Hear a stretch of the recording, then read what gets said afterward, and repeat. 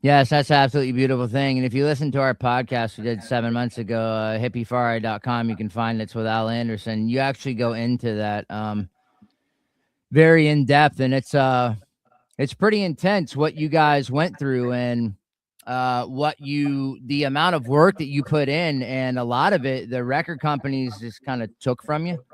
Um, Well, my thing was there was before me, there was right, Peter and Bunny. You right, know, Bob ended up much in a better place than the two other whalers that have passed.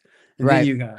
you got Carlton Barrett, who had worked so many years with the Upsetters and toured all over the place, did millions of sessions, and along with his brother, and then Wire Lindo and Joe Higgs Right. and Tyrone Downey and Seco Patterson and the I Trees. I mean, we worked so hard for the record companies to recognize that we were human beings. Right. And all human beings need is nurturing. You know, if you're a flower, you need sunshine and rain.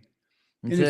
if you're a human being, you need good health, good food, and to be relevant and not just be a slave or a servant That's to right. anybody that felt that this was an entity just to capitalize off of, because that's not where it's at. It's a spiritual involvement that really entitles a lot of spiritual knowledge, not only from the record label, but for everybody that's involved with what Bob Marley and the Wailers revolutionary experience was all about. And some people Right. don't get it. They just think that, like, oh, you guys made a lot of money. Didn't. Right. You Yeah. traveled all over the place. You met all these people. Did that. But still, that the wealth of all the recordings and the touring had a lot to do with being successful means that your children's children will eat Right. because of your sacrifice. And Right. I know that's exactly what Bob Marley, Peter Tosh, and Bunny Wailer, Carly Family Man, Wire, Seco, everybody sacrificed all those years to give to the label, to get the music to the right place, and at the same time prosper along with what prosperity stands for. Sure. Wow, that's absolutely beautiful. And I love that quote, prosper for what prosperity stands for. And that actually that rings true in all of his music and what you guys are doing today. Was having a conversation with somebody the other day about the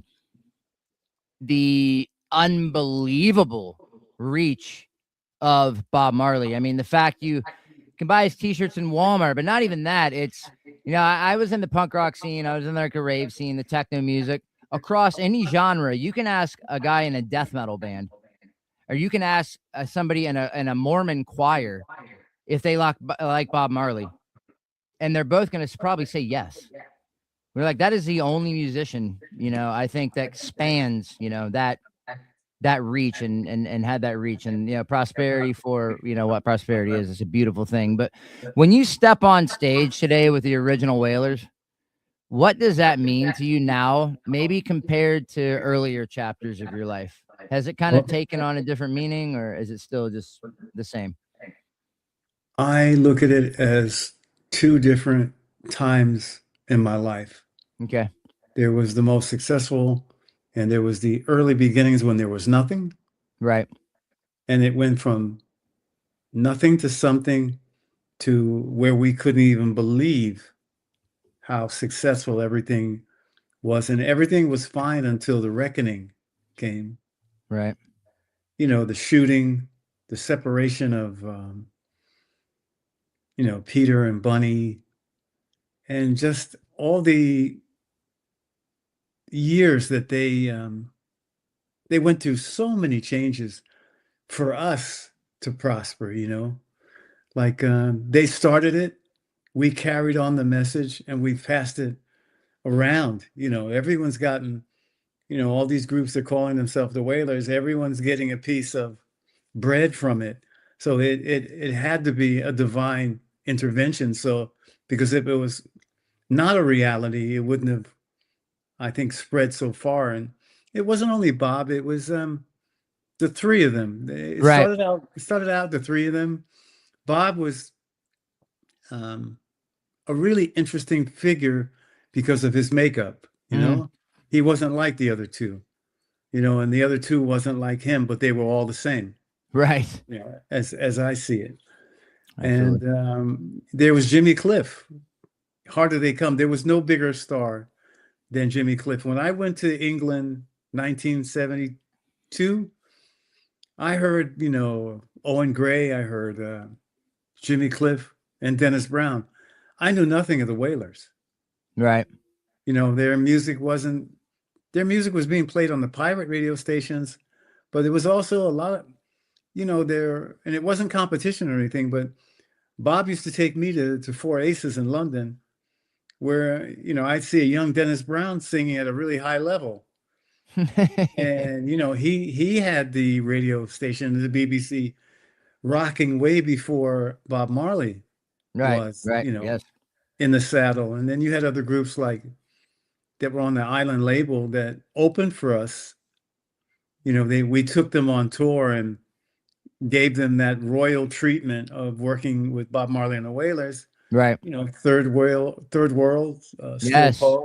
Steel Pulse, Oswald, all these groups. We had an opportunity to share the wealth with all of them, and everybody came out real fine. So it basically, when I say Jimmy was the biggest star that, you know, was recognizable in the early 70s, along with Right. Johnny Nash. Yes. Amen. And, you know, they were part of the successful uh, piece of spreading the word of reggae music worldwide, so everybody could get to understand just exactly what that word means. I don't put it down to one person or Right. three people. It's like a multitude of energies that came together in the frequency that people were able to accept as a very beautiful thing. You know, Right. when you hear some reggae music, thank God for reggae music, because, you know, Amen. I played a lot of other musics before, jazz, everything, fusion, blues, folk, everything, and but there's nothing like reggae music, and we really needed Exactly right. that to fill that gap.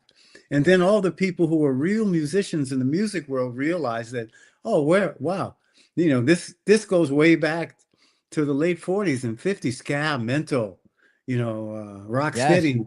You Mhm. know, look what they missed out on. So, you know, that's when guys like Keith and Mick were really hip cats, you know, and they got involved in reggae music as well. They had their own label. They signed Peter Tosh, and they were reggae enthusiasts. That, you know, it went just further than one situation. Sure. It had a multitude of frequencies that people were able to accept and love the sound and the culture, and that's what it was really all about for me.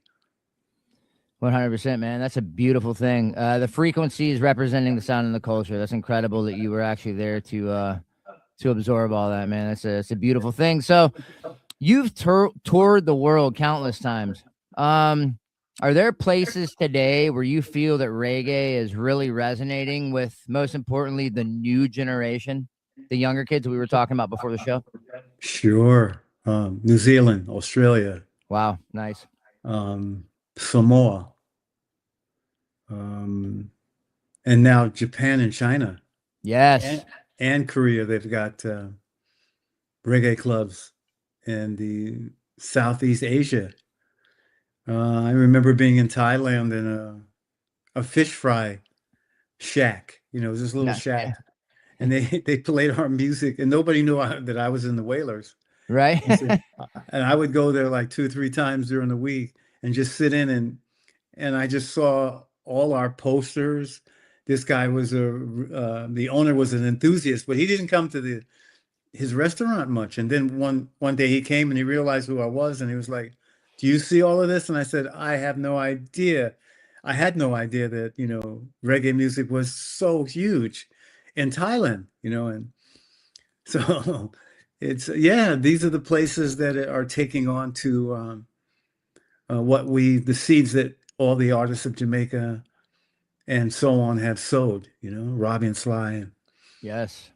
all the great producers, Scratch and Yes. Bunny Lee, Coxon, Coxon. Yes, absolutely. yeah, all the wonderful people involved in dub, Tubbies and Jammies, Yes, man. Oh, and God, man. they Yes. made a big change. And when you look at the mental and how it went from mental into ska